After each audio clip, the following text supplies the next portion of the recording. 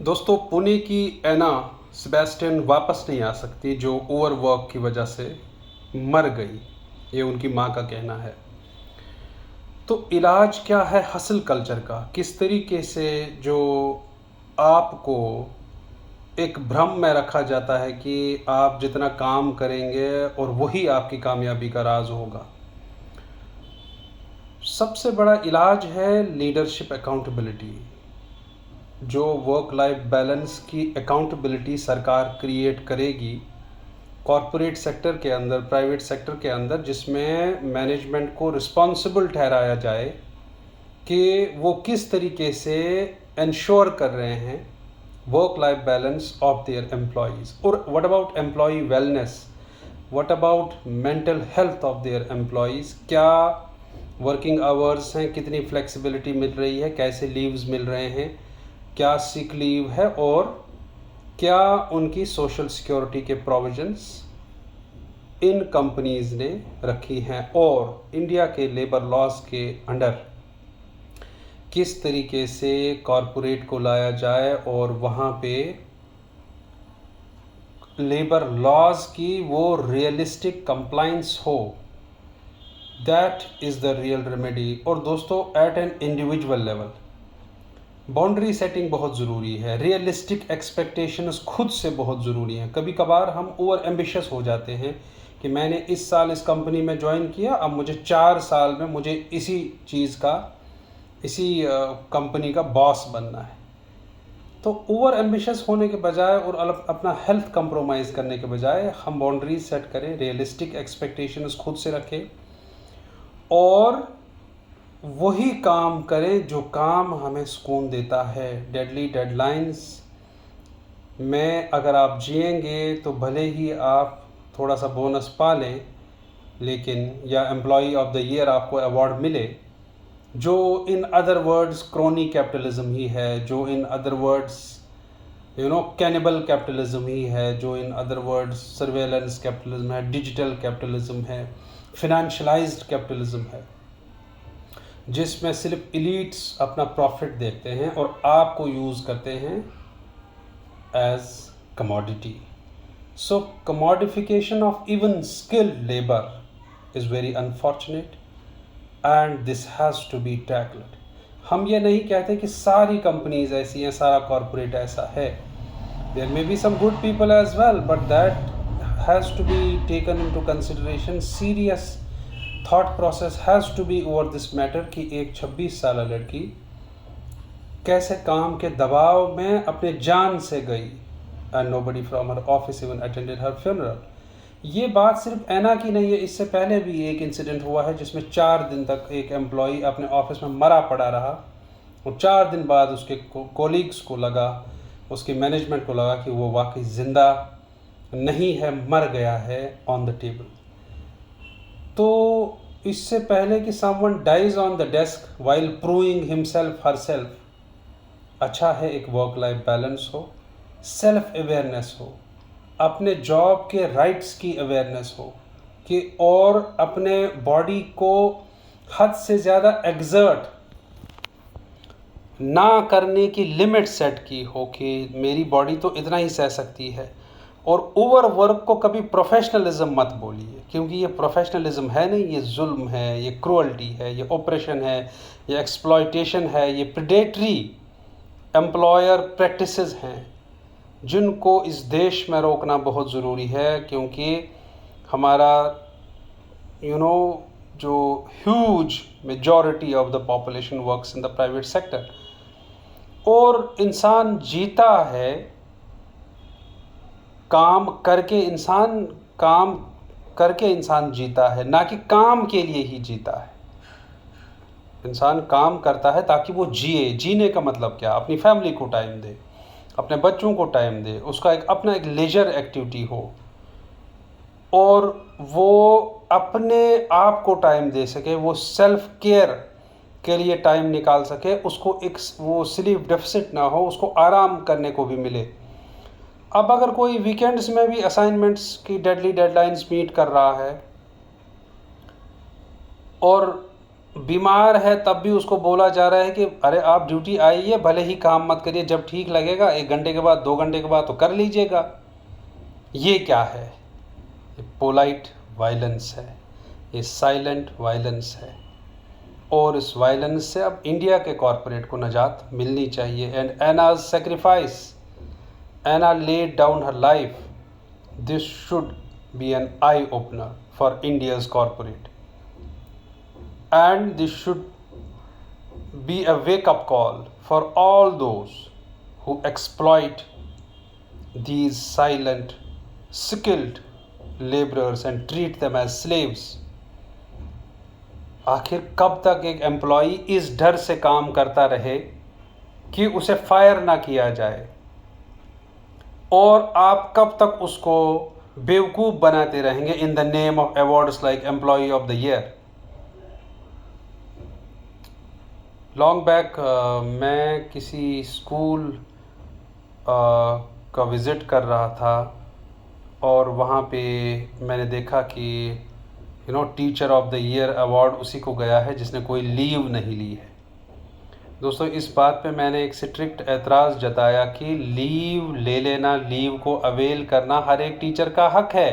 आप एक टीचर, कभी वो टीचर अच्छा हो ही नहीं सकता जिसने कोई लीव ही अवेल नहीं की है। मतलब उसने अपने पेरेंट्स को, अपने फैमिली को, अपने बच्चों को टाइम नहीं दिया, उसने खुद को टाइम नहीं दिया, सिर्फ इस चक्कर में कि वो अपने कॉलीग्स से एक कदम आगे निकल जाए इन the name of an award, और जिस अवार्ड का नाम है teacher of the year award. ये लीव ना लेना इंसान की खूबी नहीं है बल्कि खामी है। अगर आप को लीव आपका प्रोविज़न है आपके ऑफिस में, then you have to make use of that leave. You have to give time to the family, you have to give time for your own self care. अगर वैसा नहीं है तो आप खुद के राइट्स से अनअवेयर हो, और आप उस कैपिटलिज्म के गुलाम बन गए हो जो आपको एक बेवकूफ़ी में रख रहा है और आपको ये झांसा दे रहा है कि you are the best while you are serving their interests. This culture has to strictly go so that employee welfare is ensured in this great country. और कॉरपोरेट की एक जिम्मेदारी बनती है, एक मॉरल रिस्पॉन्सिबिलिटी बनती है to look after the welfare of their employees. After all employees की ही वजह से ये कॉरपोरेट्स उस ग्लोबल लेवल को छूती हैं और उस एक्सेलेंस को छूती हैं, और इसमें से बिलियनियर्स निकल रहे हैं। The thing is they have to look at the welfare of their employees as well. ये सिर्फ मिलियंस के बिलियंस बनाने से नहीं होगा, आपको उनकी फैमिलीज़ पे भी ध्यान देना पड़ेगा, आपको उनकी हेल्थ पे भी ध्यान देना पड़ेगा, आपको रिटायरमेंट के बाद उनकी सोशल सिक्योरिटी का भी सोचना पड़ेगा। ये जो हायर एंड फायर वाला मामला है कि मेरा काम निकल गया और बस अब ये जहाँ जाए भाड़ में जाए, we don't care, this culture has to go. और एच आर इन कंपनीज, जो अब HR कहीं रहा ही नहीं, जो ह्यूमन रिसोर्स मैनेजमेंट और वेलफेयर होना चाहिए, वो HR ही और शी वो मिले हुए हैं कंपनी के टॉप मैनेजमेंट से।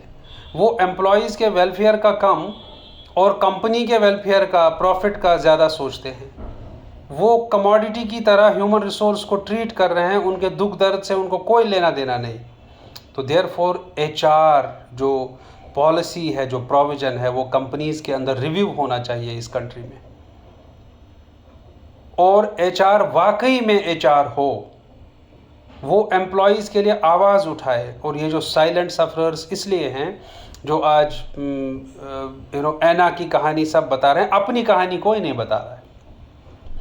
आपको पता है सब लोग कॉरपोरेट में अभी एना की कहानी बता रहे हैं, एना की स्टोरी बता रहे हैं, और उस एना की स्टोरी में अपनी स्टोरी बता रहे हैं इनडायरेक्टली। अपनी स्टोरी इसलिए कि वो डायरेक्टली ये अपने नाम पे नहीं कह सकते हैं कि हमारे नाम पे ऐसा होता है, हमारे अगेंस्ट हमारे वर्क प्लेस पे ऐसा होता है, in the name of professionalism and proving yourself. Why do you need to prove yourself when you are already hired? What does proving yourself mean? Working like slaves, working like machines, but they are made to do like that. They have no choice. Unemployment इतना crisis है, इतना job crisis है, इतनी job insecurity है, इतने ले offs हैं, इतने साइलेंट ले ऑफ्स हैं। साइलेंट ले ऑफ मीन्स जहाँ पे उससे डायरेक्ट रिजिग्नेशन नहीं मांगा जाता, बल्कि उसको इतना तंग किया जाता है, उस पर उतनी रेस्ट्रिक्शंस लगाई जाती हैं, या उसकी ग्रोथ का उसको कोई चांस नज़र नहीं आता कि वो खुद ही निकल जाता है। तो साइलेंट ले ऑफ्स, डायरेक्ट ले ऑफ्स, इनडायरेक्ट ले offs, making to write resignations and asking them to leave without any social security, ये जो क्रूअल्टी हो रही है कॉरपोरेट में, labour laws have to be strictly implemented. चाहे इंडियन फैक्ट्रीज एक्ट हो या 4 कोड्स हों, हमारे पास आज 4 कोड्स हैं, specially the 3rd code OSH, occupational safety and health. तो OSH कोड 2020 का स्ट्रिक्टली इम्प्लीमेंट होना चाहिए इंडियन कॉरपोरेट में, in letter and spirit. Employees welfare, employees health, employees self care, employees mental health, it should all matter. अगर ये matter नहीं कर रहा है तो ऐसे कॉरपोरेट में काम करने से क्या फ़ायदा। और एट द इंडिविजुअल लेवल मैं जा रहा हूँ और अपनी कैपेसिटी से दुगना काम कर रहा हूँ इन the name of proving my self, और कॉरपोरेट मुझे इनडायरेक्टली ट्रैप कर रही है। दे आर गिविंग मी, जितना मैंने अपने पोटेंशियल को एक्सटेंड किया उतना उन्होंने काम बढ़ा दिया, और इसी टसल में फंस के रह जाता है। इसकी मेंटल हेल्थ जाती है, इसका वर्क लाइफ बैलेंस जाता है, इसका हेल्थ केयर जाता है, इसका सेल्फ केयर जाता है, इसका लेजर जाता है, इसका फ्री टाइम जाता है, इसका फैमिली टाइम जाता है, इसका सोशल लाइफ जाती है, इसका सब कुछ चला जाता है in the name of proving himself herself. Therefore इस ट्रैप में ना पड़िए to prove yourself time and again. आपको जो आपके काम में है उस काम को आप करिए बस। और दूसरा, वर्किंग आवर्स, अगर आप उससे एक्स्ट्रा काम करा रहे हैं तो एक्स्ट्रा पैसा, अगर आप उसे वीकेंड्स पे काम करा रहे हैं तो उसका पैसा। आप उसे फोर्स्ड लेबर की तरह यूज़ नहीं कर सकते, वो गुलाम नहीं है, वो आपके यहाँ जॉब करता है, आपका नौकर नहीं है, आपका गुलाम नहीं है, आपने उसे ख़रीदा नहीं है, उसके ह्यूमन सेल्फ को आपने ख़रीदा नहीं है। अगर इस तरीके से कॉरपोरेट में जुल्म चलता रहा, लोग वर्क प्रेशर के अंडर अपनी जान देने लगे, तो ये क्रॉनी कैपिटलिज्म नहीं तो और क्या साबित होगा। ये कैपिटलिज्म का टेररिज्म नहीं तो और क्या साबित होगा। दोस्तों, नियो लिबरलिज्म का इतना अगली शेप हमारे सामने है, जिसमें सिर्फ प्रॉफिट और कमोडिफिकेशन ऑफ लेबर नज़र आ रहा है, जिसमें लेबर ऑफ लव कहीं नहीं है, जिसमें इमोशनल लेबर कहीं नहीं है, जिसमें अनपेड लेबर हमारे सामने है, जिसमें इनविजिबल लेबर हमारे सामने है, लेबर लॉज के होने के बावजूद भी। Therefore, strict implementation of laws and necessary self-care, sensitization towards that self-care, awareness of that self-care, कि to what extent I can push my limits, और अपनी बॉडी की अंडरस्टैंडिंग कितना मैं एग्जर्ट कर सकता हूँ, और जो चीज़ आपका सुकून ख़राब करे उस चीज़ को छोड़ना बेहतर। Therefore, Anna's sacrifice and unfortunate death by the corporate should be understood in terms of the plight of millions of such Annas, such youth, such Gen Z guys working in the corporate and silently suffering in the name of proving themselves and in the name of deadly deadlines, and what they feel and what they go through and how they feel during meeting these deadly deadlines needs to be considered and needs to be pondered over. There has to be a strict compliance of the labor laws in the country, and Anna should get justice. and thankfully the center has initiated a probe. That's a welcome step, and Anna's family should get proper remuneration from the company. Thank you.